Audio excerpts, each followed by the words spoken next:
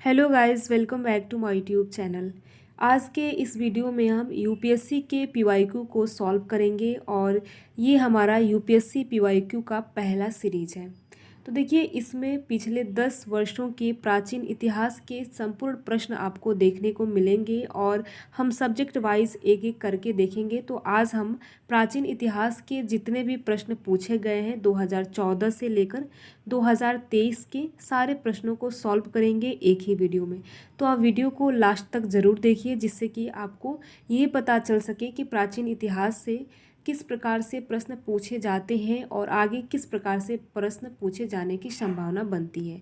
देखिए, अगर आप क्वेश्चन का ट्रेंड देखना चाहते हैं सब्जेक्ट वाइज, तो मेरे चैनल मिशन एग्ज़ाम क्लियर के वीडियोस में भी जाकर देख सकते हैं। मैंने वहां पर विस्तार से बताया है कि किस सब्जेक्ट से कितने प्रश्न पूछे जाते हैं और किस सब्जेक्ट का किस विषय का जो वेटेज है वो सबसे ज़्यादा है। तो ये सारी चीज़ें मैंने विस्तार से वीडियो में बताया है, तो अगर आपको ज़रूरत लगे तो उस वीडियो को देख सकते हैं। इसी के साथ मैंने कट ऑफ की भी वीडियो बनाई है, जिसमें 10 सालों का जो है वो कैटेगरी वाइज मैंने कट ऑफ को बताया है कि किस वर्ग का कितना कट ऑफ जाता रहा है और आगे कितनी जाने की संभावना बनेगी। तो अगर इस वीडियो को भी आपको ज़रूरत लगे तो आप उस वीडियो को भी देख सकते हैं। तो आज के इस वीडियो में हम देखिए 2014 से लेकर 2023 तक के प्राचीन इतिहास के संपूर्ण प्रश्न को देखेंगे। जब अगला वीडियो आएगा तो उसमें हम मध्यकालीन और ऐसे देखिए धीरे धीरे चैप्टर वाइज करके यानी सब्जेक्ट वाइज करके हम सारे प्रश्नों को देखेंगे। 2014 से लेकर 2023 तक के सारे प्रश्नों को हम करेंगे। देखिए, एक बात और है, पीवाईक्यू सॉल्व करने का ये फ़ायदा होता है कि जब हम एग्ज़ाम हॉल में बैठते हैं तो हम थोड़ा सा कंफर्टेबल फील करते हैं। तो इसलिए आपने सबके मुंह से सुना होगा, चाहे वो टॉपर्स हो गए या कोई टीचर्स हो गए, सभी लोग आपको यही बोलते हैं कि जितना हो सके आपको पीवाईक्यू को सॉल्व करना चाहिए। यूपीएससी जैसे एग्ज़ामों का तो विशेषकर इसमें काफ़ी ज़्यादा रोल होता है। देखिए, ऐसा नहीं है कि क्वेश्चन आपके डायरेक्ट रिपीट होते हैं, हूबहू रिपीट नहीं होते, लेकिन इतना है कि बैकग्राउंड जो इन्फॉर्मेशन होता है वहाँ से आपके क्वेश्चन डायरेक्ट देखने को मिल जाते हैं। इसलिए हम पूरे बैकग्राउंड सहित जितने भी इसके प्रश्न संबंधित हैं उनको भी देखेंगे, यानी जो 4 ऑप्शन होते हैं उनको भी देखेंगे। तो देखिए, मेरे द्वारा यही प्रयास रहेगा कि मैं ज़्यादा से ज़्यादा आपको बता पाऊँ और थोड़ा समय आपको मतलब ज़्यादा लगेगा, 1 घंटे तो समय लगेंगे ही। तो चलिए देखते हैं। हमारा ये पहला प्रश्न है जो 2014 में पूछा गया था, यानी यूपीएससी प्रीलिम्स के 2014 में पूछा गया था। उम्मीद है कि आप लोग इतना तो समझते होंगे कि यूपीएससी में 2 पेपर होते हैं, सीसेट और जीएस फर्स्ट। ठीक है, ये सारी चीज़ें उम्मीद है कि आप सभी को पता होगी। तो चलिए देख लेते हैं। पहला है, भारतीय इतिहास की कला और संस्कृति के संदर्भ में निम्नलिखित युग्मों पर विचार करें। मूर्तिकला का प्रसिद्ध कार्य और स्थल। देखिए, सबसे पहले ना जब हमको क्वेश्चन पेपर मिलता है तो सबसे पहले हमें ध्यान से जो वहाँ पर दिया गया होता है प्रश्न, उसको ध्यान से पढ़ना होता है। कई बार हम क्वेश्चन को जानते रहते हैं उसका उत्तर, फिर भी हम उसे गलत कर देते हैं। इसकी वजह ये होती है कि हम ध्यान से प्रश्नों को नहीं पढ़ पाते हैं। तो आप ऐसी गलती मत कीजिएगा, इसलिए हम पहले ध्यान से प्रश्नों को पढ़ेंगे।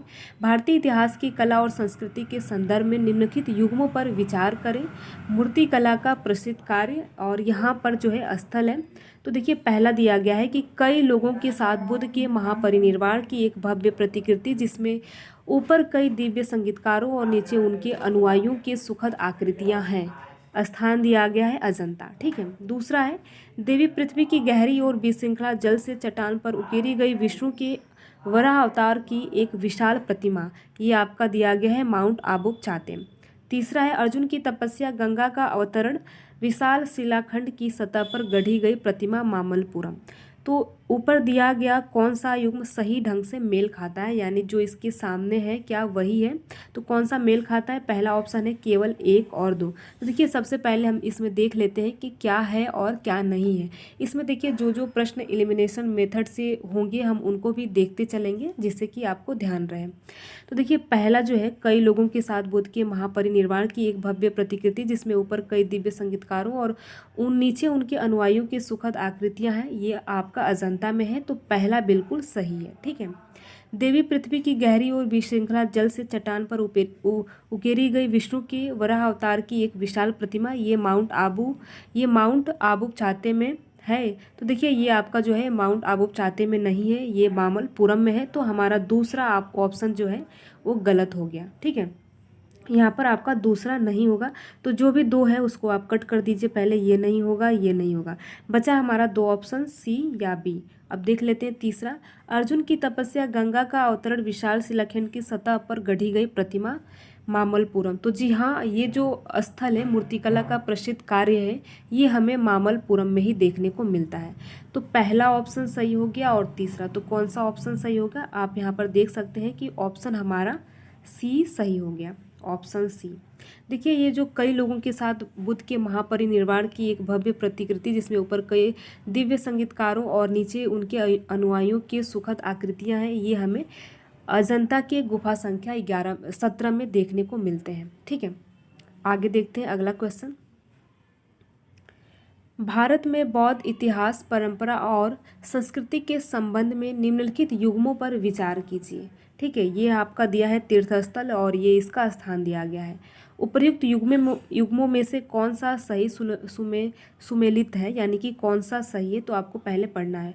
टाबो मठ और मंदिर संकुल, स्पीति घाटी, लाओत्सो लाखांग मंदिर नको, जास्कर घाटी, अलवी मंदिर संकुल, लद्दाख। तो देखिए पहला जो हमारा ऑप्शन है ये बिल्कुल सही है। टाबो मठ और मंदिर संकुल जो है वो स्पीति घाटी में ही है।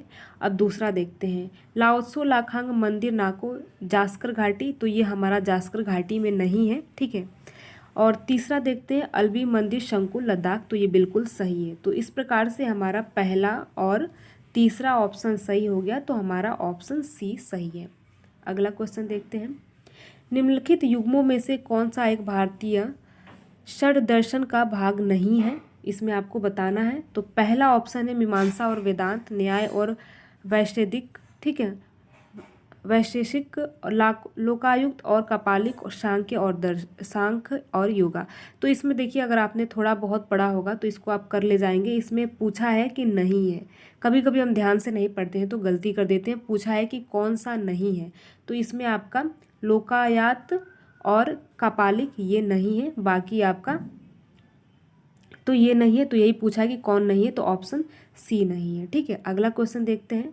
भारत के संप्रति के नीचे उत्कृष्ट भारत की राष्ट्रीय आदर्शोक्ति सत्यमेव जयते कहाँ से लिया गया है? उम्मीद है कि आप सभी को ये प्रश्न पता होगा, क्योंकि ये वन लाइनर टाइप का क्वेश्चन है और वनडे टाइप के एग्जाम में खूब पूछा जाता है। तो ये आपका जो है वो मुंडक उपनिषद से लिया गया है, सत्यमेव जयते, जिसका अर्थ होता है सत्य की जीत होती है। ठीक है, सत्य की सदा जीत होती है। तो ये आपका ऑप्शन डी सही हो गया। अगला क्वेश्चन देखते हैं। निम्नलिखित राज्यों में से किनका संबंध बुद्ध के जीवन से था? ये देखिए 4 राज्य दिए गए हैं, इनमें से किनका संबंध जो है वो बुद्ध के जीवन से था? ये 2014 में आपके यूपीएससी के प्रीलिम्स में पूछा गया प्रश्न है। तो पहला है अवंती। आपने कभी सुना है कि बुद्ध अवंती गए हैं? नहीं सुना होगा, क्योंकि अवंती कभी गए ही नहीं थे। ठीक है, दूसरा ऑप्शन है गांधार। गांधार उनका कोई दूर दूर तक रिश्ता नाता नहीं था। तो इस प्रकार से कोस्टल और मगध ये 3 और 4 होंगे। तो देखिए पहला और दूसरा नहीं हो गया, तो कौन सा बचा? हमारा 3 और 4, यानी ऑप्शन सी सही है। ठीक है, अगला क्वेश्चन देखते हैं। भारत के कला, यहाँ पर आप देख सकते हैं चौथा क्वेश्चन। ठीक है,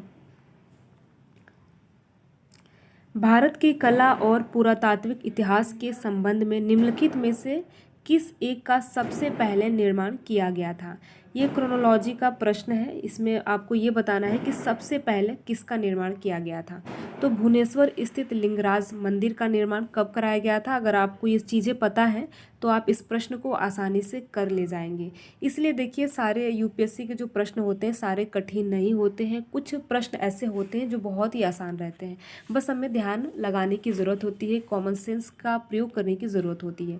पहला देख सकते हैं आप, भुवनेश्वर स्थित लिंगराज मंदिर का निर्माण। ठीक है, दूसरा है धौली स्थित शैलकृत हाथी, तीसरा है महाबलीपुरम स्थित शैलकृत स्मारक। ठीक है, इस प्रकार से आप यहाँ पर देख सकते हैं कि आपका डी ऑप्शन है उदयगिरी स्थित वराह मूर्ति। तो देखिए पहला है भुवनेश्वर स्थित लिंगराज मंदिर का जो निर्माण है वो 11वीं शताब्दी में जो है ययाति प्रथम के द्वारा कराया गया था।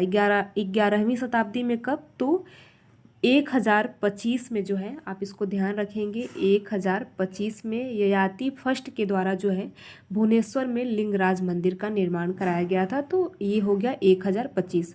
धौली स्थित शैलकृत हाथी, आप सभी को पता है कि देखिए ये एनसीईआरटी में आपका आया था, क्लास 6 का जब एनसीईआरटी पढ़ेंगे तो उसमें जो है अशोक के द्वारा जो है ये 250 ईसा पूर्व में जो है उसमें देखने को मिलता है। तो इसका हो गया 250। महाबलीपुरम स्थित शैलकृत स्मारक का जो निर्माण है ये आपका 7वीं से 8वीं शताब्दी में पल्लवों के शासनकाल में देखने को मिलता है। ठीक है, उसके बाद उदयगिरि स्थित वरा मूर्ति का जो निर्माण है वो आपको गुप्ता पीरियड में देखने को मिलता है। तो इस प्रकार से सबसे पहले जो है वो धौली स्थित शैलकृत का जो निर्माण है 250 ईसा पूर्व में हुआ था। तो आपको ये याद रखना है, 250 ईसा पूर्व के आसपास हुआ था। तो इसका ऑप्शन जो है वो बी सही है। अगला क्वेश्चन, प्राचीन भारत की निम्नलिखित पुस्तकों में से किस एक में शुंग राजवंश के संस्थापक के पुत्र की प्रेम कहानी है? ये भी देखिए बहुत आसान प्रश्न है जो 2016 में पूछा गया था। तो देखिए आप इसका बता देंगे, इसका मालविकाग्निमित्र है। आप सभी ने बहुत बार इसको सुना भी होगा, अगर आपने हिस्ट्री पढ़ा होगा, उम्मीद है कि आप लोगों ने हिस्ट्री तो पढ़ा ही होगा, तो इसमें आपने सुना होगा मालविकाग्निमित्र। इसमें देखिए शुंग वंश के जो राजकुमार हैं अग्निमित्र और मालविका की प्रेम कहानी है। तो इसका जो ऑप्शन सही है वो बी ऑप्शन सही है। अगला क्वेश्चन देखते हैं, भारत के इतिहास के संबंध में निम्नलिखित युग्मों पर विचार कीजिए। ये पहला देख सकते हैं, यरिपति शब्द किसका विवरण है? भूमि जिससे, यहाँ पर लिखा है भूमि जिससे मिलने वाला राजस्व अलग से ग्राम जलाशय के रखरखाव के लिए निर्धारित कर दिया जाता है। ये हो गया आपका यरिपति। ठीक है, दूसरा देखते हैं, तनियूर, एक अकेले ब्राह्मण अथवा एक ब्राह्मण समूह को दान में दिया गया ग्राम। और तीसरा है घटिका, प्राय मंदिरों के साथ संबंध विद्यालय। तो इसका जो ऑप्शन सही है आपका डी सही है, यानी सारे प्रश्न जो है आपके बिल्कुल, ये जो सारे ऑप्शन है बिल्कुल सही है। तो देखिए इनको आपको याद भी कर लेना है, जिससे कि अगर फिर कभी आप इनसे क्वेश्चन बने तो आप भूले नहीं, इसलिए आपको याद भी कर लेना है। अगला क्वेश्चन देखते हैं, भारत के धार्मिक इतिहास के संदर्भ में निम्नलिखित कथनों पर विचार कीजिए। सौतांत्रिक और सम्मितीय जैन मत के संप्रदाय थे। ठीक है, दूसरा है सर्वास्तिवादियों की मान्यता थी कि दिग्विषय फिनोमिना के अवय पूर्णतः क्षणिक नहीं है अपितु अव्यक्त रूप से सदैव विद्यमान रहते हैं। तो इसमें देखिए उपर्युक्त कथनों में से कौन सा सही है? तो इसमें देखिए ये थोड़े से आसान होते हैं, क्योंकि अगर इसमें आपको एक नहीं पता है तो आप आसानी से कर ले जाएंगे। तो देखिए सौतांत्रिक और सम्मितीय जैन मत के संप्रदाय थे। आपको पता है कि ये जैन के संप्रदाय थे या बौद्ध के, तो आप इसको आसानी से कर ले जाएंगे। देखिए इसमें यही है, जैन के नहीं है, ये बौद्ध के हैं। ठीक है, ये बौद्ध धर्म के संप्रदाय हैं। अगर आपने बौद्ध धर्म विस्तार से पढ़ा होगा तो उसमें ये सारी चीज़ें आपको देखने को मिली होंगी। तो देखिए पहला जो है वो पहला गलत हो गया, तो जिसमें पहला है तो देखिए पहला गलत हो गया। और दूसरा देखते हैं हम, सर्वास्तिवादियों की मान्यता थी कि दिग्विषय के अवय पूर्णतः क्षणिक नहीं है अपितु अव्यक्त रूप में सदैव विद्यमान रहते हैं। तो ये बिल्कुल सही है। तो इसका जो करेक्ट आंसर है ये तो नहीं होगा, ये नहीं होगा, ये नहीं होगा। तो बिल्कुल आपका जो ऑप्शन है वो बी ऑप्शन सही है। ठीक है, अगला क्वेश्चन देखते हैं, बोधिसत्व पदम मणि का चित्र सर्वाधिक प्रसिद्ध और प्रायः चित्रित चित्रकारी है जो कि कहाँ पर देखने को मिलता है? अजंता में, बादामी में। यहाँ पर आप देखिए अजंता में मिलता है या बादामी में, बाग में या एलोरा में। ठीक है, तो देखिए ये आपका जो प्रश्न है वो अजंता में मिलता है। अजंता कहाँ है आप सभी को पता होना चाहिए कि महाराष्ट्र में है। ठीक है, तो अजंता जो है वो महाराष्ट्र में है। और इसी के साथ ये सारी चीज़ों को आपको याद रखना है। ठीक है, अगला क्वेश्चन देखते हैं, निम्नलिखित में से कौन सा सूर्य मंदिरों के लिए विख्यात है? इसमें आपको 3 ऑप्शन है और इसमें आपको चूज करना है कि कौन कौन से सूर्य मंदिर के लिए विख्यात है। तो पहला है अरसवल्ली, दूसरा है अमरकंटक, तीसरा है ओंकारेश्वर। तो कौन सा इसमें सूर्य मंदिर के लिए विख्यात है? देखिए इसका जो करेक्ट आंसर है आपका आंसर ए है, यानी अरशपल्ली, जो कि अरशपल्ली कहाँ है, तो अरशपल्ली देखिए ये जो है ये आंध्र प्रदेश में अरशपल्ली है, ठीक है। अमरकंटक कहाँ है, तो आप सभी को पता है कि अमरकंटक जो है वो मध्य प्रदेश में है, ओंकारेश्वर मैसूर में है। तो आप देखिए ये स्थान भी याद रखिए, जिससे कि अगर बाद में फिर इनसे प्रश्न पूछे जाए तो आपसे छूटे नहीं प्रश्न। तो इसका जो ऑप्शन है केवल व केवल ए सही है। अगला देखते हैं, देखिए इसको ऐसे देखते हैं, ऋग्वैदिक कालीन आर्यों और सिंधु घाटी के लोगों की संस्कृति के बीच अंतर के संबंध में निम्नलिखित कथनों में से कौन सा सही है। इसमें आपको 3 ऑप्शन है और फिर से आपको यहाँ पर दिया गया है, तो इसमें आपको पहले पढ़ना है और समझना है कि कौन कौन सा सही है, उसके बाद ही देखिए आप जो है इसका आंसर दे पाएंगे। देखिए इसीलिए बोला जाता है कि यूपीएससी में एक समझ की ज़रूरत होती है, जो आपको क्वेश्चन को पढ़ के बार बार रिवीजन करके ही वो विकसित होगी, तभी आप यूपीएससी के प्रश्नों को सॉल्व कर पाएंगे। तो पहला हम देखते हैं, ऋग्वैदिक कालीन आर्य कवच और शीर्षास्त्र यानी हेलमेट का उपयोग करते थे, जबकि सिंधु घाटी सभ्यता के लोगों में इनके उपयोग का कोई साक्ष्य नहीं मिलता है, ठीक है। दूसरा है, ऋग्वैदिक कालीन आर्यों को स्वर्ण, चांदी और ताम्र का ज्ञान था, जबकि सिंधु घाटी के लोगों को केवल तांबा और लोहा का ज्ञान था। देखिए जहाँ पर केवल आ जाता है ना, वो प्रश्न ऐसे ही कट जाता है, मैक्सिमम चांस होता है कि वो नहीं होगा। तो अगर आप इसको मानकर चलेंगे तो यहाँ पर आप देखिए, थोड़ा सा देख लीजिए, अगर मान लीजिए दूसरा नहीं होगा तो दूसरा जिसमें जिसमें है आप उसको कट कर दीजिए। तो इससे क्या होगा कि आपका समय भी बचेगा, दूसरा कट कर दीजिए। अब बचा 3, 1 या 1, 1, 3, ठीक है। अब तीसरा पढ़ते हैं, ऋग्वैदिक कालीन आर्यों को स्वर्ण, चांदी और ताम्र का ज्ञान था, जबकि सिंधु घाटी के लोगों को केवल तांबा और लोहा का ज्ञान था। तो ये तो देखिए ये आपका जो आपका ये दूसरा ऑप्शन है ये केवल से कट गया, तीसरा पढ़ना था ना, सॉरी।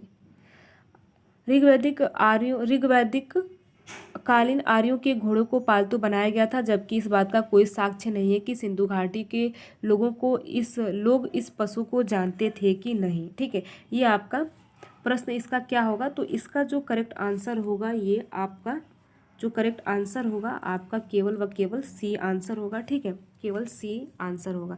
देखिए सिंधु घाटी के लोगों को स्वर्ण यानी सोना, चांदी, तांबा और कांस्य का ज्ञान था, और इसके देखिए साक्ष्य भी मिले हैं, लेकिन लोहे का साक्ष्य आपने कहीं नहीं पढ़ा होगा, क्योंकि लोहे का जो साक्ष्य है वो मिला ही नहीं था। इसी के साथ सिंधु घाटी के लोग जो है वो घोड़े से परिचित थे, क्योंकि सिंधु घाटी के स्थल जो लोथल था वहाँ से घोड़े के जो देखिए मूर्तियाँ मिली है, और भी जो है आपकी घोड़े की अस्थियाँ भी मिली है, तो इसके हिसाब से जो है उनको घोड़े का ज्ञान था, ठीक है। तो आपका कौन सा ऑप्शन सही हो गया, आपका 1 और 3 ऑप्शन सही हो गया। तो जिसमें आपको केवल दिखे वो लगभग आपके क्वेश्चन गलत ही होते हैं, केवल जहाँ दिखे, ठीक है। अगला क्वेश्चन देखते हैं, निम्नलिखित में से कौन सा एक काकतीय राज्य में अति महत्वपूर्ण समुद्र पत्तन था। पत्तन मतलब होता है बंदरगाह, ठीक है। तो इसमें आपको बताना है कि कौन सा सर्वाधिक काकतीय वंश में सर्वाधिक महत्वपूर्ण बंदरगाह था। पहला ऑप्शन आप देख सकते हैं काकीनाडा, दूसरा है मोटूपल्ली, तीसरा है मछलीपत्तनम, और डी ऑप्शन है नेटूर। तो इसमें ये डायरेक्ट पूछा गया है कि कौन सा होगा। तो देखिए इसमें आपको अगर पता है तो ही कर पाएंगे, क्योंकि इसमें आपका कोई भी 4 ऑप्शन नहीं दिया गया है। तो इसमें देखिए इसका जो करेक्ट ऑप्शन है इसका बिल्कुल बी ऑप्शन सही है। मोटूपल्ली जो था वो काकतीय राज्य में जो था वो अति महत्वपूर्ण केंद्र था मोटूपल्ली। और मोटूपल्ली में देखिए वहाँ की जो रानी थी रुद्रमा देवी थी, अगर आपने प्राचीन इतिहास पढ़ा होगा तो उसमें ये सारी चीज़ें हैं। आगे देखते हैं, भारत की धार्मिक प्रथाओं के संदर्भ में स्थानकवासी संप्रदाय का संबंध किससे है। इसमें आपसे पूछा गया है कि भारत की धार्मिक प्रथाओं के संबंध में स्थानकवासी संप्रदाय का संबंध किससे है। तो 4 ऑप्शन देख सकते हैं, बौद्ध मत, जैन मत, वैष्णव मत, शैव मत। तो इसका जो करेक्ट आंसर है वो आपका बी सही है, यानी कि जैन मत से संबंधित है, ठीक है। जैन मत से संबंधित है स्थानकवासी, तो ऑप्शन बी सही है। अगला क्वेश्चन देखते हैं, भारतीय इतिहास के संबंध में निम्नलिखित में से कौन सा भावी बुद्ध है जो संसार की रक्षा हेतु अवतरित होंगे। ये उम्मीद है कि आप सभी को पता होगा, ये मैत्रेय है, इसका ये डायरेक्ट देख लेते हैं, ये मैत्रेय है। ठीक है, अगला क्वेश्चन देखते हैं। निम्नलिखित युग्मों पर विचार कीजिए शिल्प, ठीक है, और किस राज्य की परंपरा, यानी किस राज्य की ये परंपरा है। तो पहला हम देखते हैं पुथुकुली शॉल, थोड़ा सा ठीक है, पुथुकुली शॉल, और ये जो है तमिलनाडु में है। सुजनी कढ़ाई कहाँ पर, महाराष्ट्र दिया गया है। उपाडा जामदानी साड़ी कर्नाटका। तो इसमें आपको बताना है कि कौन कौन सा जो है वो सही है। तो देख लेते हैं। देखिए जो पहला है पुथुकुली शॉल जो है वो तमिलनाडु में है, बिल्कुल सही है। ठीक है, सुजनी कढ़ाई देखिए महाराष्ट्र का नहीं है, यह आपका बिहार का है। ठीक है, बिहार का। तो दूसरा जो है वो नहीं है, तो जिसमें दो है आप उसको पहले कट कर दीजिए। ये नहीं होगा और ये नहीं होगा, बचा 3 ऑप्शन। ठीक है, दूसरा आप कट कर दीजिए, बचा 1 और 3। ठीक है, तो इसका देखिए, इसका जो है, और उपाडा जामदानी साड़ी ये भी आपका कर्नाटका में नहीं है, ये आपका आंध्र प्रदेश में है। तो केवल आपका एक सही होगा, यानी पुथुकुली शॉल जो है वो तमिलनाडु में बनाई जाती है। तो आप इस चीज़ को याद रखेंगे। ठीक है, अगला देखते हैं। निम्नलिखित युग्मों पर विचार कीजिए। चपचार कूट त्यौहार, ठीक है, जो त्यौहार है वो कहाँ मनाया जाता है, किस राज्य का है। तो यहाँ पर मिजोरम है। खोंगजाम परबा गाथा गीत मणिपुर। थांगटा नृत्य सिक्किम। निम्नलिखित युग्मों में से कौन सा सही सुमेलित है, यानी सुमेलित है, यानी कौन सा सही है। तो देखिए चार कूट त्यौहार जो है वो मिजोरम में त्यौहार मनाया जाता है, और इसी के साथ खोंगजाम परबा जो गाथा गीत है ये भी आपका मणिपुर में मनाया जाता है, और थांग टा नृत्य जो है वो सिक्किम में नहीं है। तो आपका तीसरा ऑप्शन नहीं होगा। ठीक है, तो आपका ऑप्शन बी सही होगा। देखिए थांग टा नृत्य जो है वो मणिपुर में देखने को मिलता है। थांग का मतलब होता है तलवार, टा का मतलब होता है भाला, यानी तलवार और भाले के साथ ये नृत्य किया जाता है, जो कि मणिपुर राज्य में, नॉर्थ ईस्ट के मणिपुर राज्य में ये देखने को मिलता है। तो इसका जो ऑप्शन सही है केवल व केवल बी सही है। अगला क्वेश्चन देखते हैं। निम्नलिखित में से कौन सा एक हड़प्पा स्थल नहीं है। ये काफ़ी आसान प्रश्न है, उम्मीद है कि आप सभी इसे कर पाएंगे। देखिए पहला है चन्हुदड़ो, दूसरा है कोट दीजी, और तीसरा है सहगौड़ा यानी सी, और डी ऑप्शन है देसलपुर। देखिए इसमें ये आपको बताना है कि कौन सा पूरा स्थल नहीं है। तो आपने सुना होगा चन्हुदड़ो पूरा स्थल है, ठीक है, कोट दीजी भी पूरा स्थल है, देशलपुर भी पूरा स्थल है, सहगौड़ा जो है वो स्थल नहीं है, ये अभिलेख है। ठीक है, सहगौड़ा अशोक का अभिलेख है, आपने पढ़ा होगा एंशियंट हिस्ट्री, उसमें होगा। और देख लीजिए चन्हुदड़ो कहाँ है, तो पाकिस्तान में है। कोट दीजी कहाँ है, पाकिस्तान में है। देशलपुर कहाँ है, तो गुजरात में है। ये सारी चीज़ों को जो है आपको याद रखनी है। सहगौड़ा कहाँ है, ये उत्तर प्रदेश के गोरखपुर जिले में है। तो ये देखिए इतनी ये जो चीज़ें हैं आपको बिल्कुल याद रखनी है। अगला क्वेश्चन देखते हैं। निम्नलिखित में से किस उभारदार मूर्ति शिल्प शिलालेख में अशोक के प्रस्तर रूप ठीक है, प्रस्तर रूप चित्र के साथ राणियों अशोक, राजा अशोक उल्लिखित है। इसमें आपको बताना है। तो पहला ऑप्शन है कंगन हल्ली, ठीक है, दूसरा है बी ऑप्शन है सांची, तीसरा है शहबाजगढ़ी, और चौथा है सहगौड़ा। तो इसका जो करेक्ट आंसर है वो कंगन हल्ली, जो कि कर्नाटक में है। तो इसका जो ऑप्शन सही है वो आपको पहला ऑप्शन देखने को मिलेगा। देखिए कर्नाटक में देखिए एक महत्वपूर्ण बौद्ध स्थल है, और वहाँ पर जो है वो प्राचीन महास्तूप बौद्ध स्थल है। वहीं से जो है अभी देखिए वो खंडहर हो चुका है, लेकिन वहीं से बौद्ध स्तूप से अशोक का जो है उत्कीर्ण हुआ चित्र मिला है। तो इस चीज़ को आप याद रखेंगे, कंगन हल्ली जो कि कर्नाटका में है। ठीक है, कंगन हल्ली कर्नाटका में है, और वहाँ पर बौद्ध तीर्थ स्थल भी है। ठीक है, आगे देखते हैं। निम्नलिखित पर विचार कीजिए। इसमें आपको बताना है, पहला है बुद्ध में देवत्यारोपण, दूसरा है बोधिसत्व के पथ पर चलना, और तीसरा है मूर्ति उपासक तथा अनुष्ठान। उपर्युक्त में से कौन सी विशेषताएं महायान बौद्ध मत की है। इसमें आपको बताना है कि जो ये 3 विशेषताएं दी गई है, इसमें से कौन सा बौद्ध धर्म के महायान बौद्ध मत से संबंधित है। तो देखिए बुद्ध में दैवत्व, बोधिसत्व के पथ पर चलना, मूर्ति उपासक तथा अनुष्ठान, ये जो चीज़ें हैं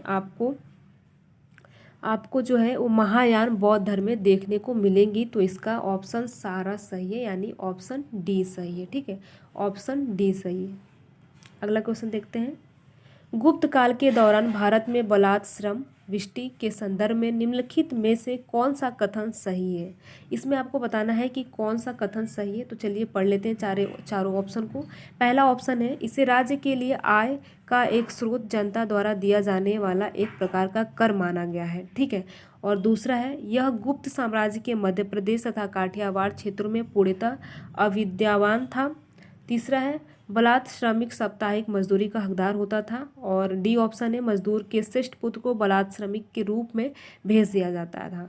तो इसका देखिए जो करेक्ट आंसर है इसका केवल ए सही है, यानी इसका ए सही है, यानी इसे राज्य के लिए आय का एक स्रोत जनता द्वारा दिया जाने वाला एक प्रकार का कर था। विष्टि आपने सुना होगा, ये प्राचीन इतिहास में गुप्ता पीरियड जब आप पढ़ेंगे तो वहाँ पर आपको देखने को मिलेगा विष्टि कर। तो उसी से ये प्रश्न पूछा गया है, ठीक है। अगला क्वेश्चन देखते हैं। निम्नलिखित राज्य में कल्याण मंडप की रचना मंदिर निर्माण का एक विशिष्ट अभिलक्षण था। तो किसमें था? चालुक्यों में था, या चंदेल में था, राष्ट्रकूट में था, या विजयनगर में था? तो देखिए कल्याण जो मंडप का हमें देखने को मिलता है ये विजयनगर में देखने को मिलता है, ठीक है। ये हमें जो है विजयनगर में देखने को मिलता है। आप सभी को पता है कि विजयनगर में देखिए संगीत हो गया, साहित्य हो गया, और इसी के साथ स्थापत्य, ये सारी चीज़ें हमें विजयनगर में देखने को मिली है। और इसी के साथ देखिए विजयनगर की जो वास्तुकला है उसमें कल्याण मंडप जो है वो जोड़ा गया है। कल्याण मंडप क्या होता है? जिसमें देखिए आप सभी को पता होगा कि गर्भगृह होता है। गर्भगृह के बगल में जो खुला प्रांगण होता है जहाँ पर देवी देवताओं से संबंधित समारोह या विवाहित उत्सव का जो है आयोजन किया जाता है, वही आपका जो है वो कल्याण मंडप कहलाता है। तो ये हमें विजयनगर में देखने को मिलता है। तो इसका जो करेक्ट आंसर है वो आपका डी सही है। अगला देखते हैं। भारत के सांस्कृतिक इतिहास के संबंध में पारमिता शब्द का सही वितरण निम्नलिखित में से कौन सा है? इसमें आपको बताना है। तो पहला ऑप्शन देखते हैं। पहला ए, सूत्र पद्धति में लिखे गए प्राचीनतम धर्मशास्त्र पाठ, ठीक है। बी ऑप्शन है, वेदों के प्राधिकार को अस्वीकार करने वाले दार्शनिक संप्रदाय, परिपूर्णताएं जिनकी प्राप्त से बोधिसत्व पथ प्रशस्त हुआ। और डी है, आरंभिक मध्यकालीन दक्षिण भारत की शक्तिशाली व्यापारी श्रेणियाँ। पारमिता देखिए आपको बौद्ध धर्म में देखने को मिलेगा जो कि बोधिसत्व से संबंधित है। तो इसका जो है ऑप्शन सी सही है। देखिए जैनिज्म और बौद्धिज्म से यूपीएससी में प्रश्न पूछा जाता है। इसे आपको थोड़ा सा रिवीजन कर लेना है अगर आप 2024 का प्रीलिम्स देना चाहते हैं 26 मई को। तो इन सारी चीज़ों को आपको बिल्कुल पढ़ लेना है। अगला क्वेश्चन देखते हैं। प्राचीन भारत के विद्वानों साहित्यकारों के संदर्भ में निम्नलिखित कथनों पर विचार कीजिए। इसमें आपको बताना है कि कौन सा जो है वो सही है। तो 3 ऑप्शन दिए गए हैं हमारे सामने। पहला देख लेते हैं एक एक करके। पारनी पुष्यमित्र शुंग से संबंधित है। इसमें आपको बताना है कि पारनी जो है वो पुष्यमित्र शुंग से संबंधित है। आपने इतिहास पढ़ा होगा, प्राचीन इतिहास, तो उसमें है। देखिए ये सारी चीज़ें अगर आप क्लास 6 का जो एनसीईआरटी पढ़ेंगे तो उसमें आपको ये सारी चीज़ें लगभग देखने को मिलेगी। अमर सिंह हर्षवर्धन से संबंधित हैं। कालिदास चंद्रगुप्त द्वितीय से संबंधित हैं। देखिए जो पहला ऑप्शन है पारनी, ये पुष्यमित्र शुंग से संबंधित नहीं है, क्योंकि देखिए पारनी जो है आपको 6वीं शताब्दी में देखने को मिलते हैं। तो पारनी से संबंधित नहीं है आपके, ठीक है। और देखिए पुष्यमित्र जो शुंग है आपको 2री शताब्दी में इनका जन्म 185 ईसा पूर्व में जो है वो देखने को मिलेगा। जबकि जो पारनी है उनका जो है वो 6वीं शताब्दी में वो देखने को मिलेंगे। और देखिए पुष्यमित्र शुंग से संबंधित जो है वो पतंजलि है, न कि पारनी। तो इस चीज़ को भी आपको याद रखना है। तो आपका जो पहला ऑप्शन है वो बिल्कुल गलत है, ठीक है। यहाँ पर देख लीजिए पहला जो भी है ये पहला नहीं होगा, ये नहीं होगा, तो बचा आपका सी या बी। अब देख लेते हैं अमर सिंह हर्षवर्धन से संबंधित है। और दूसरा आपका ऑप्शन है, तीसरा है कालिदास चंद्रगुप्त मौर्य से संबंधित है। तो देखिए जो अमर सिंह है वो हर्षवर्धन से संबंधित नहीं है। ये भी आपका जो ऑप्शन है ये गलत है, ठीक है। हर्षवर्धन से संबंधित नहीं है, ये चंद्रगुप्त मौर्य से संबंधित चंद्रगुप्त सेकंड से अमर सिंह संबंधित है। और कालिदास भी चंद्रगुप्त सेकंड से संबंधित है। तो आपका केवल और केवल ऑप्शन सी होगा, ठीक है। तो देखिए इन सारी चीज़ों को आपको याद रखना है। आपने गुप्ता पीरियड अगर पढ़ा होगा तो उसमें आपको चंद्रगुप्त मौर्य के जो है वो 9 रत्न देखने को मिलते हैं, जिसमें आपको याद रखना है कि धन्वंतरी हो गए, अमर सिंह हो गए और बेताल भट्ट, ये सारी चीज़ें, और इसके साथ कालिदास, वराहमिहिर, और ये सारी चीज़ें आपको याद रखना है। तो कुल मिलाकर 9 रत्न थे चंद्रगुप्त सेकंड के दरबार में, ठीक है, जिसमें आपको अमर सिंह देखने को नहीं मिलेंगे। अगला क्वेश्चन देखते हैं। भारत के धार्मिक इतिहास के संदर्भ में निम्नलिखित कथनों पर विचार कीजिए। पहला ऑप्शन है आपका स्थावीरवादी महायान बौद्ध धर्म से संबंधित है। पहला है लोकोत्तरवादी संप्रदाय बौद्ध धर्म के महासंघीय संप्रदाय की एक शाखा है, ठीक है। तीसरा है महासंघियों द्वारा बुद्ध के देवत्वरोपण ने महायान बौद्ध धर्म को प्रोत्साहित किया था। तो इसका जो है कौन सा सही है? देखिए इसमें जो है ये पहला स्थावीरवादी महायान बौद्ध धर्म से संबंधित नहीं है। देखिए ये बौद्ध धर्म से संबंधित है लेकिन महायान से नहीं, ये बौद्ध धर्म के हीनयान संप्रदाय से संबंधित है। तो पहला जो है आपका गलत हो गया। तो इसमें पहला जो है कट कर दीजिए आप। तो देखिए आपका या तो सी होगा या तो बी होगा। अब दूसरा पढ़ लेते हैं हम, दूसरा ऑप्शन। लोकोत्तरवादी संप्रदाय बौद्ध धर्म के महासंघीय संप्रदाय की एक शाखा थी। तो ये जो है ये बिल्कुल सही है, और महासंघियों द्वारा बुद्ध के देवतारोपण ने महायान बौद्ध धर्म को प्रोत्साहित किया था। तो ये भी बिल्कुल सही है, यानी जो इसका ऑप्शन है ये बी आपको सही देखने को मिलेगा। इसलिए देखिए आपको बौद्ध धर्म और जैन धर्म बिल्कुल विस्तार से पढ़ना है कि अगर इनसे प्रश्न पूछे जाए तो आपसे छूटे नहीं। तो इसलिए इसको विस्तार से आपको कई बार आपको रिवीजन कर लेना है। अगला क्वेश्चन देखते हैं हम। भारत के इतिहास में निम्नलिखित घटनाओं पर विचार कीजिए, ठीक है। इसमें आपको बताना है कि कौन सी जो घटना है वो पहले हुई थी। तो ये क्रोनोलॉजी का प्रश्न है जो कि डेटिंग से संबंधित है। देख लीजिए, पहला देख लेते हैं। राजा भोज के अधीन प्रतिहारों का उदय। तो प्रतिहारों का उदय कब हुआ था?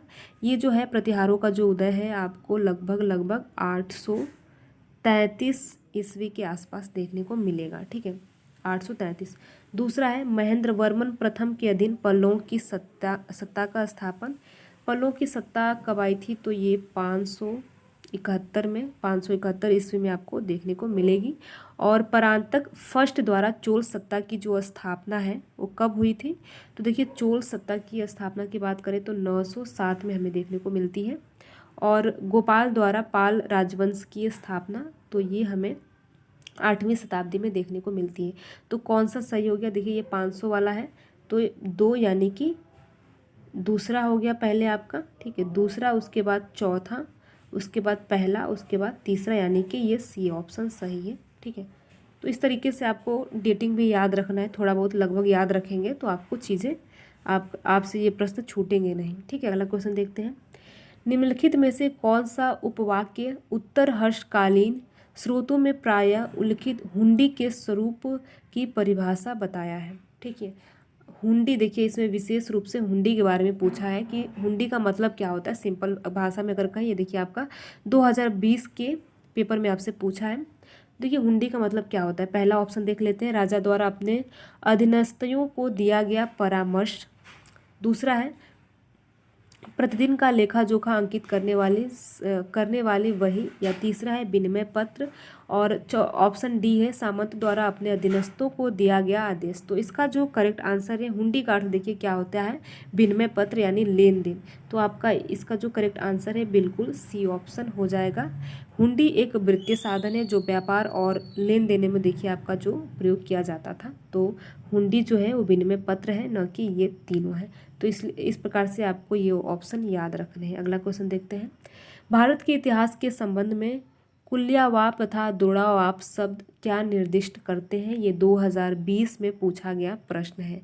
देखिए कुल्यवाप और द्रोणावाप ये चीज़ें क्या है?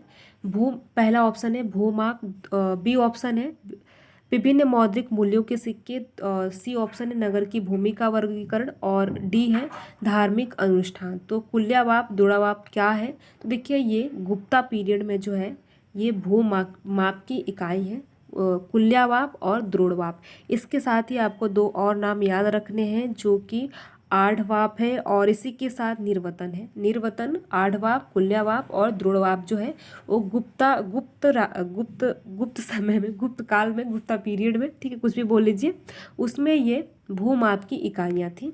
ठीक है, अगला क्वेश्चन, निम्नलिखित में से किस शासन ने अपनी प्रजा को इस अभिलेख के माध्यम से परामर्श दिया है? तो ये अभिलेख का दिया हुआ कुछ अंश है। ठीक है, तो आपको बताना है कि किस राजा का है, किस साम्राज्य का है, किस राजा का है जो अपने, किस शासक का है जो अपनी प्रजा को संबोधित किया था। तो पहले पढ़ लेते हैं। कोई भी व्यक्ति जो अपने संप्रदाय को महिमा मंडित करने की दृष्टि से अपने धार्मिक संप्रदाय की प्रशंसा करता है या अपने संप्रदाय के प्रति अत्यधिक भक्ति के कारण या अन्य संप्रदायों की निंदा करता है, वह अपितु अपने संप्रदाय को गंभीर रूप से हानि पहुंचाता है। तो ये देखिए, ये किसके द्वारा, किस शासक के द्वारा अपने प्रजा को कहा गया है अभिलेखों के माध्यम से? तो ये अशोक के द्वारा, ऑप्शन ए सही है, यानी अशोक के द्वारा जो है ये अशोक के शिलालेख में ये हमें देखने को मिलता है। ठीक है, तो इस प्रकार से जो इसका ऑप्शन है बिल्कुल ए सही है। अगला क्वेश्चन देखते हैं।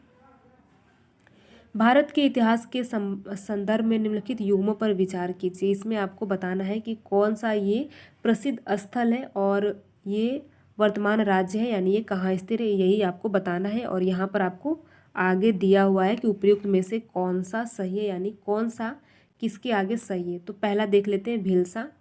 भिलसा कहाँ है आपका? मध्य प्रदेश में है। द्वार समुद्र महाराष्ट्र, गिरनार गुजरात, थानेश्वर उत्तर प्रदेश। तो ये आपको बताना है कि कौन कौन सा है। देखिए, भिलसा तो बिल्कुल सही है कि ये आपका मध्य प्रदेश में है। बाकी देखिए, द्वार समुद्र हो गया, तो द्वार समुद्र कहाँ पर है ये आपको बताना है कि द्वार समुद्र जो है वो कहाँ पर है। गिरनार आपने सुना होगा कि गिरनार जो है वो गुजरात में है। और थानेश्वर कहाँ पर है? तो थानेश्वर देखिए उत्तर प्रदेश में नहीं है। ये आपका बिल्कुल चौथा जो ऑप्शन है बिल्कुल गलत है। आपका जो चौथा है वो उत्तर प्रदेश नहीं है, हरियाणा में थानेश्वर कहाँ पर है? तो थानेश्वर हरियाणा में है, ना कि उत्तर प्रदेश में है। तो पहला बिल्कुल सही हो गया। और गिरिनगर जो है वो गुजरात में है, ये भी बिल्कुल सही हो गया। द्वार समुद्र देखिए, द्वार समुद्र महाराष्ट्र में है, ना कि द्वार समुद्र देखिए कहाँ पर है? तो अगर हम द्वार समुद्र की बात करें तो ये कर्नाटक में है, न कि महाराष्ट्र में है। ठीक है, तो इस प्रकार से आपका जो ऑप्शन है वो ये 2 नहीं होगा और 4 नहीं होगा। ठीक है, तो आपका ऑप्शन 1 और 3 होगा, पहला ऑप्शन सही होगा। अगला क्वेश्चन देखते हैं। प्राचीन भारतीय गुप्त राजवंशों के समय के संदर्भ में नगर घंटाशाला, कदूरा तथा चौल किस लिए विख्यात थे? आपको ये बताना है कि नगर घंटाशाला और कदूरा, चौल मतलब चोल टाइम में गुप्त वंश में नगर घंटाशाला, कदूरा और चौल ये 3 नाम है, तो किससे संबंधित है? पहला ऑप्शन है विदेशी व्यापार करने के बंदरगाह थे, शक्तिशाली राज्यों की राजधानियाँ थी, उत्कृष्ट प्रस्तर कला तथा स्थापत्य से संबंधित स्थान, या बौद्ध धर्म के महत्वपूर्ण केंद्र। तो इसमें आपको बताना है कि कौन सा है। ठीक है, देखिए ये है क्या बोलते हैं कि नगर घंटाशाला, कदूरा और चौल ये विदेशी व्यापार करने के बंदरगाह थे गुप्ता पीरियड में। तो इस चीज़ को आपको बिल्कुल याद रखना है। देखिए, गुप्ता काल में जो है, यानी गुप्त काल में जो है आरंभिक और बाहरी दोनों तरह से व्यापार होते थे, जो कि इन जो बंदरगाह है, इन बंदरगाहों का प्रयोग किया जाता था। नगर घंटाशाला, कदूरा और चौल ये बंदरगाहों का प्रयोग किया जाता था। तो आपका जो ऑप्शन सही है वो बिल्कुल ए सही है। विदेशी व्यापार करने वाले बंदरगाह थे, न कि राजधानियाँ थी, न कि स्थान और तीर्थ स्थल, ये तीनों नहीं है, विदेशी व्यापार करने वाले बंदरगाह। अगला देखते हैं। भारत के सांस्कृतिक इतिहास के संबंध में निम्नलिखित युग्मों पर विचार कीजिए। ठीक है, इसमें आपको बताना है कि कौन सा जो है वो सही है। उपर्युक्त कथनों में से कौन सा सही सुमेलित है? पहला है परिवाजक। ठीक है, परिवाजक जो है वो परित्यागी व भ्रमणकारी। दूसरा है श्रमक, उच्च पद प्राप्त पुजारी। तीसरा है उपासक। तो देखिए, इसका जो ऑप्शन है वो आपका ये जो बी ऑप्शन है नहीं है। श्रमक जो है वो बौद्ध धर्म के जो लोग होते थे उनको श्रमक कहा जाता था, न कि ये पुजारी होते थे। तो बी ऑप्शन नहीं है। तो देखिए, जिसमें बी है ये भी नहीं है, ये भी नहीं है, तो आपका बचा। और देखिए, ये परिवाजक जो है वो परित्यागी और भ्रमणकारी था। उपासक जो है वो बौद्ध धर्म का साधारण अनुयायी को उपासक कहा जाता था। तो इस प्रकार से जो आपका ऑप्शन सही है वो बी सही है, यानी कि 1 और 2 ऑप्शन 1 और 3 सही है, यानी बी ऑप्शन सही है। अगला क्वेश्चन देख लेते हैं। प्राचीन भारत के इतिहास के संदर्भ में भवभूति, हस्तिमल तथा क्षेमेधर क्यों प्रसिद्ध थे? ठीक है, ये आपको बताना है कि प्राचीन इतिहास में भवभूति, उम्मीद है कि आपने भवभूति, हस्तिमल और क्षेमेंद्र का नाम जो है वो सुना होगा, क्षेमेधर का नाम सुना होगा। तो ये क्या है थे प्राचीन इतिहास में? तो ये सिंपल है, नाटककार थे। ठीक है, तो इसका ऑप्शन बी सही हो गया। देखिए 2021 में पूछा गया प्रश्न हमारा चल रहा है। तो हम अगला देखते हैं, निम्नलिखित कथनों में से कौन सा सही है, ये आपको बताना है। अजंता गुफाएं बाघोरा नदी की घाटी में स्थित है। दूसरा है सांची स्तूप चंबल नदी की घाटी में स्थित है। और ऑप्शन सी है पांडुलेड़ा गुफा देव मंदिर नर्मदा की घाटी में स्थित है। ठीक है, और डी ऑप्शन है अमरावती स्तूप गोदावरी नदी की घाटी में स्थित है। तो इसमें से जो आपको सही आंसर आपको बताना है, तो इसका जो करेक्ट आंसर है बिल्कुल ए सही है। अजंता गुफाएं देखिए बाघोरा नदी घाटी पर स्थित है। आपको बिल्कुल इसको याद रखना है कि अजंता जो गुफाएं हैं वो बाघोरा नदी की घाटी पर स्थित है। बाकी आपका पहला ऑप्शन सही है। अगला क्वेश्चन देख लेते हैं। ये हमारा देखिए 2021 का प्रश्न चल रहा है। तो मुरैना के समीप स्थित 64 योगिनी मंदिर के संदर्भ में निम्नलिखित कथनों पर विचार कीजिए। ठीक है, मुरैना के समीप 64 योगिनी मंदिर के संदर्भ में आपको बताना है। आप उम्मीद है कि आपने 64 योगिनी मंदिर का नाम जरूर सुना होगा। देखिए पहला हमारा जो पहला एक है इसको देख लेते हैं। पहला कथन, यह कच्छप घात राजवंश के शासनकाल में निर्मित एक वृत्ताकार मंदिर है। ठीक है, दूसरा है यह मंदिर में निर्मित एकमात्र वृत्ताकार मंदिर है।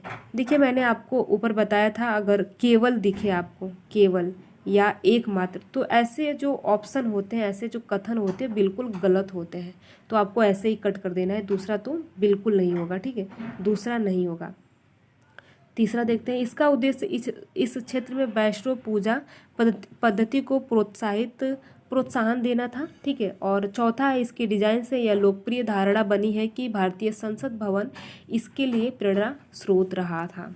ठीक है, तो इसका जो करेक्ट आंसर है वो हमारा देखिए पहला तो जो आपका ये है, दूसरा बिल्कुल नहीं होगा, दूसरा ये नहीं होगा, ये नहीं होगा, ये नहीं होगा। सिंपल है, अगर आप इसी को कट कर देंगे तो आपके पास आंसर निकल कर आ जाएगा। और बाकी आपको चीज़ें नहीं भी पता है तो भी आप आसानी से इस प्रश्न को कर ले जाएंगे। तो इसका जो प्रश्न है, इसका जो आंसर है वो सी सही है, यानी कि यह कच्छप राजवंश के शासनकाल में निर्मित एक वृत्ताकार मंदिर है और इसके डिजाइन से यह लोकप्रिय धारणा बनी है कि यह भारतीय संसद के लिए प्रेरणा स्रोत रहा है। तो ऑप्शन सी सही है। अगला क्वेश्चन देख लेते हैं, निम्नलिखित में से कौन सा प्राचीन नगर अपने उन्नति जल संचय और प्रबंधन प्रणाली के लिए सुप्रसिद्ध है, जहां बांधों की श्रृंखला का निर्माण किया गया और संबंध जलाशयों में नहर के माध्यम से जल को प्रभावित किया गया।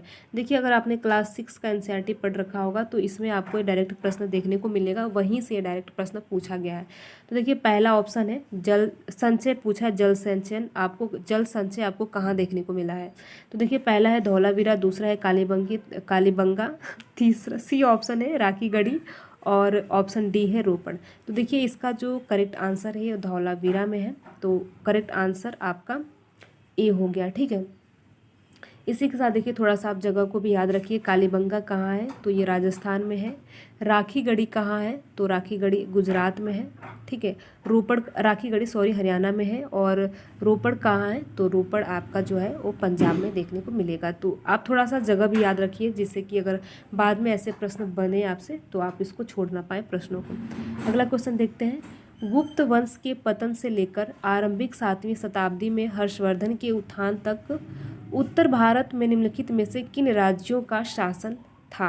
इसमें आपको बताना है कि जब गुप्त वंश का पतन हुआ, गुप्त वंश के पतन से लेकर आरंभिक 7वीं शताब्दी तक, यानी कि जब हर्षवर्धन का उत्थान हुआ था, तो उस समय उत्तर भारत में कौन कौन से राज्यों का शासन था? ठीक है, ये आपको प्रश्न पूछा, ये बताना है। ये देखिए 2021 में पूछा गया प्रश्न है। तो पहला देखते हैं, मगध के गुप्त, ठीक है, थानेश्वर के पुष्यभूति, ऑप्शन 5वां है देवगिरी के यादव, तो देखिए देवगिरी के यादव आपने सुना होगा। अगर आपने हर्षवर्धन को अच्छे से पढ़ा है तो आप इसको कर ले जाएंगे, क्योंकि उसमें मालवा के जो परमार थे वो नहीं थे। तो जो जिसमें दो नहीं है, देखिए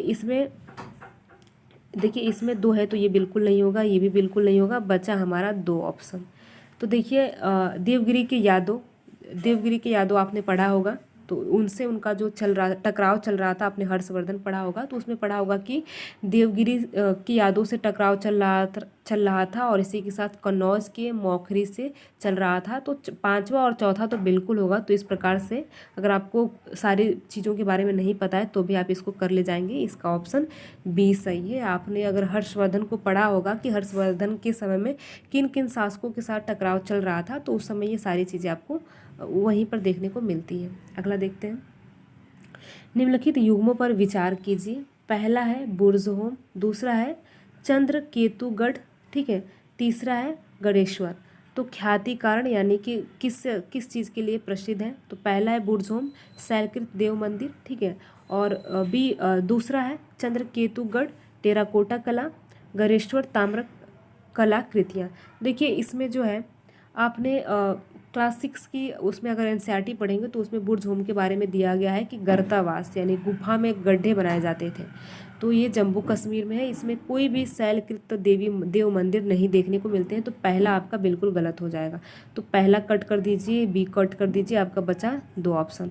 तो इसमें देखिए जो ऑप्शन सही है, तो ऑप्शन इसका डी सही है, यानी चंद्रकेतुगढ़। और चंद्रकेतुगढ़ जो है वो टेराकोटा कला के लिए प्रसिद्ध है। गणेश्वर जो है वो ताम्र कलाकृतियों के लिए प्रसिद्ध है। तो देखिए इसलिए एनसीईआरटी को जो है बार बार रिवीजन करना चाहिए। तो आप देख सकते हैं कि एनसीईआरटी से आपको डायरेक्ट प्रश्न पूछे यहाँ पर मिल जाएंगे। अगला क्वेश्चन देखते हैं, प्राचीन भारत के इतिहास के संदर्भ में निम्नलिखित कथनों में से कौन सा सही है।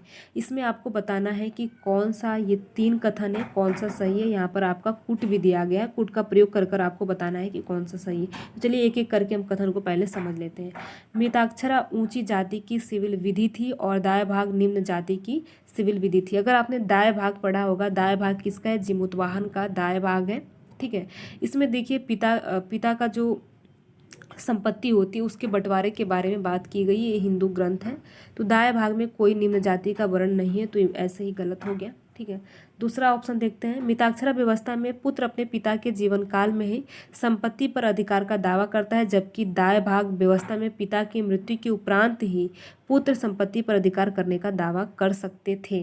तो ये बिल्कुल सही है आपका। तीसरा देखते हैं, मिताक्षरा व्यवस्था किसी परिवार के केवल, देखिए पहले ही गलत हो गया। अगर जहां मैंने बताया कि जहां केवल एकमात्र, ये सारी चीज़ें, ये कोड है बिल्कुल। देखिए अगर जहां ये सारी चीज़ें आपको दिखे तो बिल्कुल उसको आपको ज़्यादा उस पर समय नहीं लगाना है, क्योंकि ज़्यादातर चांस रहते हैं कि वो प्रश्न आपके गलत होंगे। तो देखिए दूसरा गलत हो गया, तीसरा गलत हो गया, पहला तो कौन सा बचा, हमारा ऑप्शन केवल 2 बचा। देखिए इस प्रकार से आप कॉमन सेंस का प्रयोग करके भी थोड़ा सा प्रश्नों को आप देख सकते हैं। अगला क्वेश्चन है, निम्नलिखित युग्मों पर विचार कीजिए। अशोक के प्रमुख शिलालेख के स्थान, ठीक है। ये देखिए ये क्लास 6 की एनसीईआरटी में सारी चीज़ें आपको दी हुई है। और उसके बाद वह स्थान जिस राज्य में थे, यानी कि ये जो शिलालेख हैं वो किस राज्य में थे। तो पहला है धौरी, ठीक है, दूसरा है एरीगुडी, तीसरा है जौगढ़, चौथा है कालसी। निम्नलिखित उपर्युक्त युग्मों में से कितने सही सुमेलित हैं, ठीक है। इसमें बताना है कि कौन कौन सा सही है। तो धौरी देखिए उड़ीसा में बिल्कुल सही है। एरीगुडी जो है आंध्र प्रदेश में है, ये भी बिल्कुल सही है। जौगढ़ देखिए मध्य प्रदेश में नहीं है, उड़ीसा में है। कालसी जो है आपका ये कर्नाटक में नहीं है। कालसी जो है ये आपका उत्तराखंड में है। तो कितने युग में सही हो गए, तो हमारा जो है वो 2 युग में सही हो गया। धौरी सही हो गया और एरीगुडी सही हो गया। और जौगढ़ देखिए ये आपका मध्य प्रदेश में नहीं है, उड़ीसा में है। तो ये 2 ऑप्शन सही नहीं है, बाकी हमारा 2 युग में सही है। तो इस प्रकार से देखिए 2022 में जो है ये प्रश्न पूछा गया था। और इसी तरीके से 2023 में युग्मों का आप देखेंगे भंडार लग गया था। 2023 में कितने सारे प्रश्न ऐसे ही पूछे गए थे कि केवल 1 युग्म, केवल 2 युग्म, केवल 3 युग्म। तो 2023 में भर भर के ऐसे प्रश्न पूछे गए थे। तो ये 2022 में देखिए यहाँ पर यूपीएससी के द्वारा ऐसा प्रश्न पूछा गया है। और वहीं इसकी संख्या जो है 2023 में बढ़ा दी गई, जिसको लेकर लेकर हमारे मन में ये था कि ये प्रश्न जो है वो पहली बार देखने को मिला था। लेकिन बात ये थी कि 2022 में कम थे और 2023 के यूपीएससी के प्रश्न पेपर में हमें बहुत ज़्यादा देखने को मिले। तो इसका केवल और केवल 2 युग्म सही है, पहला सही है और आपका जो है वो दूसरा सही है। ठीक है, अगला देखते हैं। प्राचीन दक्षिण भारत में संगम साहित्य के बारे में निम्नलिखित कथनों में कौन सा सही है। इसमें आपको बताना है कि संगम साहित्य के बारे में कौन सा, ये 4 कथन दिए गए हैं, कौन सा सही है। ठीक है, तो पहला देख लेते हैं। संगम कविताओं में भौतिक संस्कृति का कोई संदर्भ नहीं है। क्या आपने पढ़ा है तो ऐसा है? ठीक है, बिल्कुल गलत है। अगला देखते हैं, इसमें आपसे सही पूछा है तो ये बिल्कुल गलत है। ठीक है, ऐसा नहीं है कि संगम कविताओं में भौतिक संस्कृति का कोई संदर्भ नहीं देखने को मिलता है, ये बिल्कुल गलत है। दूसरा देखते हैं, वर्ण का सामाजिक वर्गीकरण संगम कवियों को ज्ञात था। तो देखिए ये बिल्कुल सही है। आप संगम काल पढ़ेंगे, संगम साहित्य पढ़ेंगे तो उसमें हमें कई वर्ड देखने को मिलते हैं जिनका जो कवि थे उनको अच्छी तरीके से उनका ज्ञान था और उन्होंने उसके बारे में लिखा भी है। तीसरा है संगम, देखिए अब पढ़ने की ज़रूरत ही नहीं है, आपका पहला केवल और केवल 2 ऑप्शन सही है। वर्ण का सामाजिक वर्गीकरण संगम कवियों को ज्ञात था, क्योंकि इसमें कूट का प्रयोग नहीं किया गया है, केवल वन लाइनर टाइप का आपसे पूछा गया है, तो केवल और केवल बी सही होगा। ठीक है, अगला क्वेश्चन देख लेते हैं। भारतीय इतिहास के संदर्भ में निम्नलिखित मूल ग्रंथों पर विचार कीजिए। ठीक है, और इसमें आपको प्रयोग बताना है कि कौन सा जैन ग्रंथ है। तो पहला है नीतिपकरण। ठीक है, पहला है नीतिपकरण, दूसरा है परिशिष्ट पर्वन और तीसरा है अवदान शतक और इसी के साथ चौथा है त्रिशस्त्र लक्षण महापुराण। तो देखिए कौन सा इसमें बताना है कि जैन ग्रंथ है। तो देखिए आपने सुना होगा परिशिष्ट पर्वन, ये जैन ग्रंथ है। ठीक है, ये आपको अच्छे से पता होगा ये जैन ग्रंथ है। तो इसका जो सही आंसर है 2 और 4 है, यानी कि 2 बी ऑप्शन इसका सही है। अगला क्वेश्चन देख लेते हैं। भारतीय इतिहास के संदर्भ में निम्नलिखित युग्मों पर विचार कीजिए। इसमें आपको बताना है कि कौन सा सही है। पहला है आर्यदेव जैन धर्म, उसके बाद दिगनाग बौद्ध धर्म, नाथमुनि वैष्णव धर्म। तो देखिए आर्यदेव जो है वो जैन विद्वान नहीं थे, ये बौद्ध विद्वान थे, तो पहला ऑप्शन जो है वो गलत है। ठीक है, तो कोई देखिए तो कोई भी युग्म नहीं होगा, ये भी गलत हो गया। आगे देखते हैं। दिगनाग बौद्ध विद्वान थे, बिल्कुल सही है। नाथमुनि वैष्णव विद्वान थे, तो केवल जो है वो आपका 2 युग्म सही है। ये 2022 में पूछा गया प्रश्न है। अगला क्वेश्चन देख लेते हैं। कौटिल्य अर्थशास्त्र के अनुसार निम्नलिखित में से कौन सा सही है। इसमें आपको कौटिल्य के अर्थशास्त्र के अनुसार बताना है कि कौन सा सही है। तो चलिए पढ़ लेते हैं, तीनों जो ऑप्शन है तीनों कथन को पढ़ लेते हैं। पहला है डांडिक न्यायिक दंड के परिणाम स्वरूप कोई व्यक्ति दास हो सकता है, ये कौटिल्य के अर्थशास्त्र में ये ऐसा वर्णित है, तो ये सही है। स्त्री दास अपने मालिक के, यहाँ पर देख लीजिए, स्त्री दास अपने मालिक के, ठीक है, स्त्री दास अपने मालिक के संवर्ग से पुत्र जनन पर कानूनी तौर पर मुक्त हो जाती है, तो ये भी बिल्कुल सही है। सी ऑप्शन देख लीजिए, सी का तीसरा कथन देखिए, यदि स्त्री दास का मालिक उस स्त्री से पैदा हुए पुत्र का पिता हो तो उस पुत्र को मालिक का पुत्र होने का कानूनी हक मिलता है। देखिए ये हमारे सारे ऑप्शन बिल्कुल सही है, तो इसका ऑप्शन डी हो जाएगा। सारे ऑप्शन बिल्कुल सही है। कौटिल्य के अर्थशास्त्र के अनुसार जो है ये हमें सारे ऑप्शन बिल्कुल सही है। अगला क्वेश्चन देख लेते हैं। प्राचीन दक्षिण भारत के संदर्भ में कोरकई पुमपुहार, ठीक है, और मुचीरी किस रूप में विख्यात थे।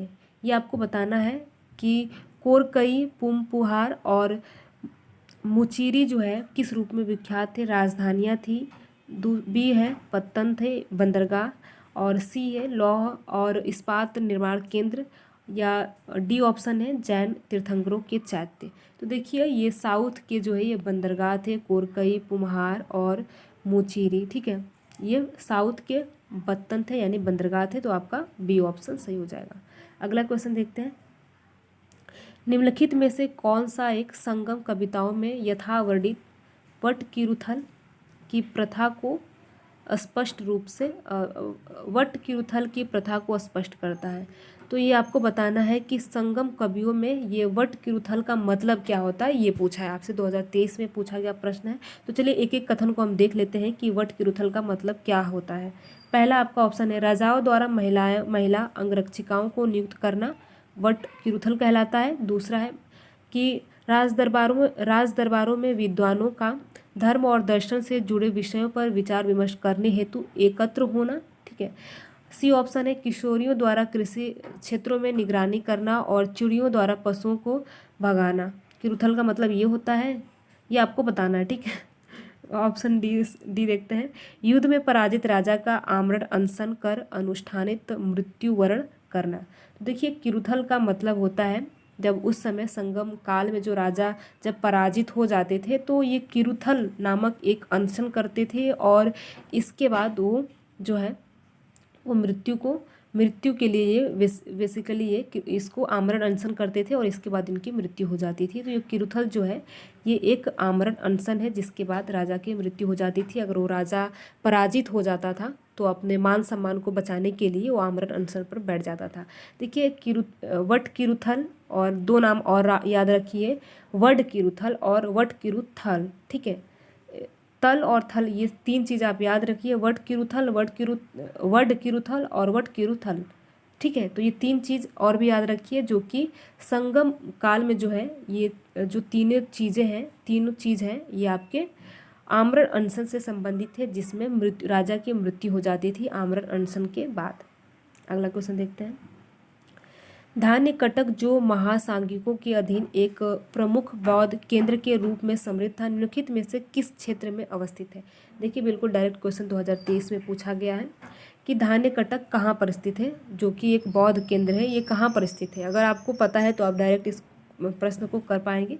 देखिए ये आंध्र प्रदेश में धान्य कटक आपका स्थित है, आंध्र प्रदेश के गुंटूर जिले में, जो कि अमरावती के थोड़ी दूर के बाद, अमरावती जो था उसके थोड़ी दूर ये एक धान्य कटक ये आपका एक शहर है। और अमरावती देखिए काफ़ी फेमस था, सातवाहनों की अमरावती राजधानी थी और वहीं से कुछ किलोमीटर की दूरी पे जो है वो धान्य कटक स्थित है। तो इसका जो ऑप्शन सही है बिल्कुल ए सही है, आंध्रा, ठीक है।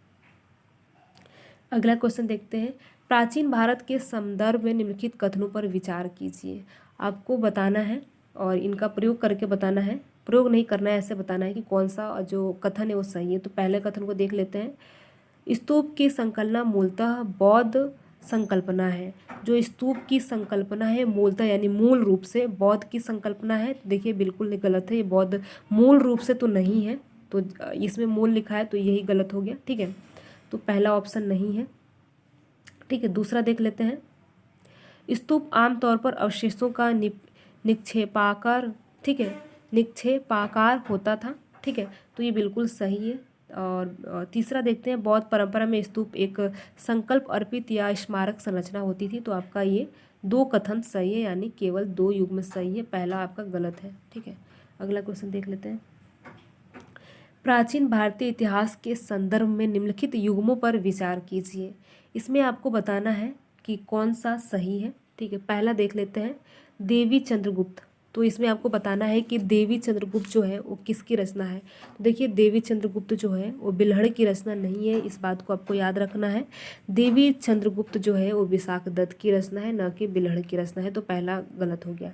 दूसरा देखते हैं, हमीर महाकाव्य। देखिए हमीर महाकाव्य जो है वो नयचंद्र सूरी का है, ये बिल्कुल सही है। मिलिंदपन जो है नागार्जुन का है, ये भी बिल्कुल सही है।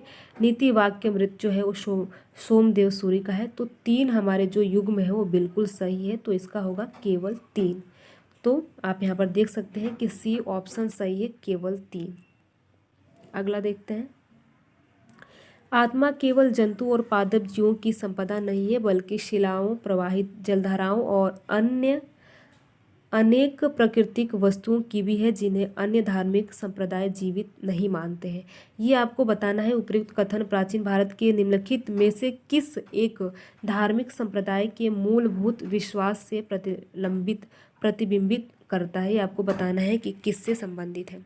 एक बार फिर पढ़ लीजिए, आत्मा केवल जंतु और पादप जीवों की संपदा नहीं है बल्कि शिलाओं, प्रवाहित जलधाराओं और अन्य अनेक प्राकृतिक वस्तुओं की भी है। तो इसमें देखिए मूल रूप से ये इसमें ये दिया गया है कि जो आत्मा है वो हर चीज़ में व्याप्त है, वो केवल ऐसा नहीं है कि पादप में ही है या जीव जंतु में, हर चीज़ में व्याप्त है। तो ये अब आपको बताना है कि ये किस संप्रदाय से संबंधित है, बौद्ध धर्म से या जैन धर्म से, शैव या वैष्णव। देखिए बौद्ध धर्म अगर आपने पढ़ा होगा तो आपको पता होगा कि बौद्ध धर्म में जो है वो बौद्ध धर्म में देखिए पुनर्जन्म में जो है वो विश्वास नहीं रखा जाता था। तो बौद्ध धर्म ऐसे ही ये गलत हो गया कि बौद्ध धर्म में होगा ही नहीं। तो ये जो है वो जैन धर्म में, आपको पता है कि जैन धर्म जो है वो जैन धर्म जो है वो पुनर्जन्म में काफ़ी विश्वास रखता था, जबकि बौद्ध धर्म जो है वो पुनर्जन्म में विश्वास नहीं रखता था। तो पहला जो इसका ऑप्शन करेक्ट है ये बिल्कुल बी ऑप्शन सही है कि जैन धर्म। ठीक है, अगला क्वेश्चन देखते हैं। निम्नलिखित युग्मों पर विचार कीजिए और इनका प्रयोग कर कर आपको बताना है कि कौन सा सही है। तो पहला है बेसनगर, जिसके लिए जाना जाता है शैव गुफा मंदिर, और दूसरा है भाजा बौद्ध गुफा मंदिर, तीसरा है सित्तनवासल जैन गुफा मंदिर। देखिए इसका आपको बताना है। देखिए पहला है बेसनगर शैव गुफा मंदिर है। देखिए बेसनगर में वैष्णव धर्म से यानी विष्णु भगवान से संबंधित है, न कि शैव गुफा है। तो पहला जो है आपका गलत हो गया। और भाजा देखिए जो है बौद्ध गुफा मंदिर है, और सित्तनवासल जो है उज्जैन गुफा मंदिर है। तो दो ऑप्शन आपका सही हो गया। तो केवल दो, यानी दो युग्म आपके बिल्कुल सही है। तो ये हमारा पूरा प्रश्न हो गया। 2014 से लेकर 2023 तक के सारे प्राचीन इतिहास प्रश्नों को हमने सॉल्व कर लिया। आपको अगर ये पीडीएफ चाहिए तो आप हमारा टेलीग्राम ग्रुप भी ज्वाइन कर सकते हैं। वहाँ पर आपको ये पीडीएफ प्रोवाइड करा दी जाएगी। हमारा टेलीग्राम का जो चैनल है मिशन एग्ज़ाम के लिए, अगर आप टेलीग्राम पर सर्च करेंगे तो वहाँ आपको देखने को मिल जाएगी। अगर देखिए आप यूपीएससी के ऑफिशियल वेबसाइट पर जाकर भी आप यूपीएससी का प्रीवियस ईयर का जो पेपर है पीवाईक्यू है वो देख सकते हैं। तो ये आज का हमारा जो सीरीज़ है, पहला सीरीज़ कंप्लीट हो गया प्राचीन इतिहास से। ऐसे करके हम देखिए सारे सब्जेक्ट वाइज एक बिल्कुल सब्जेक्ट वाइज देखते चलेंगे, और हमारा ये पहला जो है वो ख़त्म हो गया। अगले वीडियो में हम मध्यकालीन इतिहास के जो भी महत्वपूर्ण प्रश्न आपसे 2014 से लेकर 2023 तक के यूपीएससी के फर्स्ट पेपर प्रीलिम्स में पूछे गए होंगे, उनका हम विस्तार से विश्लेषण करेंगे। तो आप बता सकते हैं कमेंट बॉक्स में करके, और आपको अगर कोई इम्प्रूवमेंट चाहिए तो उसके बारे में भी आप कुछ सुझाव देना चाहते हैं तो वो भी आप कमेंट बॉक्स में कर बता सकते हैं। और कैसा लगा हमारा वीडियो आप कमेंट बॉक्स में बिल्कुल बता सकते हैं कि हमारा वीडियो आपको कैसा लगा। तो वीडियो में लास्ट तक बने रहने के लिए आप सभी का बहुत बहुत धन्यवाद। देखिए अगर आपने लास्ट तक देखा होगा और एक दो बार आप और देख लेंगे तो चीज़ें आपको बिल्कुल क्लियर हो जाएगी। और उम्मीद है देखिए अगर आप इतनी सारी चीज़ें कर लेंगे, 10 साल का प्रीवियस ईयर का पेपर कर लेंगे, तो जब आप 26 तारीख को एग्ज़ाम हॉल में जाएंगे तो आप ज़्यादा सहज महसूस करेंगे, अगर आपने अच्छे से पीवाईक्यू को सॉल्व कर लिया तो मिलते हैं अगले वीडियो में। वीडियो अच्छा लगा हो तो आप वीडियो को लाइक कर सकते हैं, वीडियो नहीं अच्छा लगा हो तो आप डिसलाइक भी कर सकते हैं। अच्छा लगा तो लाइक करके आप दूसरों को शेयर भी कर सकते हैं। Thank you.